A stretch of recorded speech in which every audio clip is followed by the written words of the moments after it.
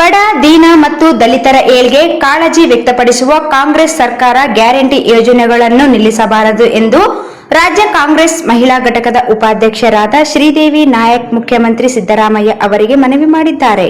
ನಿರೀಕ್ಷಿತ ಸ್ಥಾನಗಳಲ್ಲಿ ಕಾಂಗ್ರೆಸ್ ಗೆಲುವಾಗಿಲ್ಲ ಎಂದಾಕ್ಷಣ ಗ್ಯಾರಂಟಿಗೆ ಕೈ ಹಿಡಿದಿಲ್ಲ ಎಂದಲ್ಲ.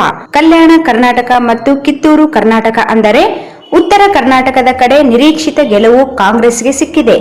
ಜನ ಗ್ಯಾರಂಟಿ ನೀಡುತ್ತಿರುವುದಕ್ಕೆ ಮತ ಹಾಕಿದ್ದಾರೆ ಎಂಬುದು ಸರ್ಕಾರದ ಗಮನಕ್ಕೆ ತರುತ್ತಿದ್ದೇನೆ ಎಂದಿದ್ದಾರೆ.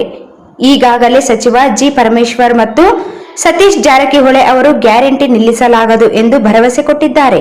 ಇದನ್ನು ಮುಂದುವರಿಸಿಕೊಂಡು ಹೋದರೆ ಮುಂಬರುವ ಸ್ಥಳೀಯ ಸಂಸ್ಥೆ ಚುನಾವಣೆಯಲ್ಲಿ ಕಾಂಗ್ರೆಸ್ಗೆ ಅನುಕೂಲವಾಗುತ್ತದೆ. ಬೇಕಾದರೆ ಉಳ್ಳವರು ಯೋಜನೆ ಲಾಭ ಪಡೆಯುತ್ತಿದ್ದರೆ ಅಂಥವರ ಕಡಿತದ ಆಲೋಚನೆ ಸೂಕ್ತವಾಗಿದೆ ಎಂದಿದ್ದಾರೆ.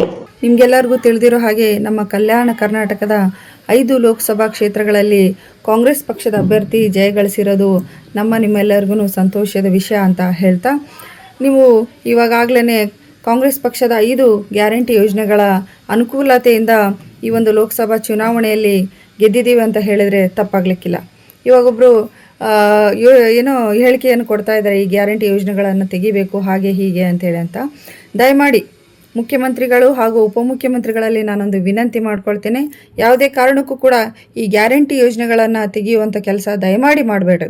ಯಾಕಂತೇಳಿ ಅಂತಂದರೆ ಈ ಗ್ಯಾರಂಟಿ ಯೋಜನೆಗಳಿಂದ ಎಷ್ಟೋ ಬಡ ಕುಟುಂಬಗಳಿಗೆ, ಎಷ್ಟೊಂದು ಮಹಿಳೆಯರಿಗೆ, ಎಷ್ಟೊಂದು ಯುವಕರಿಗೆ ಉಪಯೋಗ ಆಗಿದೆ ಅಂತ ಹೇಳಿದರೆ ತಪ್ಪಾಗಲಿಕ್ಕಿಲ್ಲ. ಹಾಗಾಗಿ ಇವರ ಮಾತು ವಿಚಾರಿಸ್ತೇನೆ. ಇನ್ನೇನು ಕೆಲವೊಂದು ದಿನಗಳಲ್ಲಿ ಯಾವುದು ತಾಲೂಕ್ ಪಂಚಾಯತಿ